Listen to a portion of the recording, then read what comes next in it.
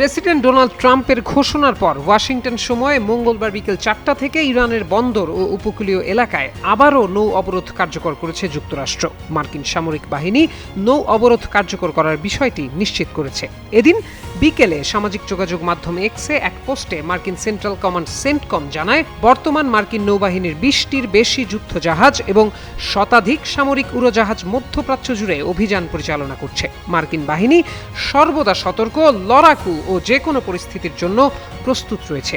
গত জুনে যুক্তরাষ্ট্র ও ইরানের মধ্যে সমঝোতা স্মারক স্বাক্ষরিত হলেও পাল্টা হামলা পুরোপুরি বন্ধ হয়নি। উভয় দেশ পরস্পরের বিরুদ্ধে থেমে থেমে হামলা চালাতে ও চুক্তি লঙ্ঘনের অভিযোগ করতে থাকে। গত সপ্তাহে ইরানের সঙ্গে সমঝোতা স্মারকের আওতায় কার্যকর হওয়া যুদ্ধবিরতি হঠাৎ বাতিল ঘোষণা করেন ট্রাম্প। এ সপ্তাহের শুরুতে ওয়াশিংটন আবার নৌ অবরোধ কার্যকর করার ঘোষণা দেয় এবং ইরানে হামলা অব্যাহত রাখে। মার্কিন সামরিক বাহিনী জানায়, হরমুজ প্রণালীতে চলাচল করা বাণিজ্যিক জাহাজে ইরানের হামলার সক্ষমতা আরও দুর্বল করে দিতে যুক্তরাষ্ট্র নতুন করে দেশটির ওপর হামলা চালিয়েছে।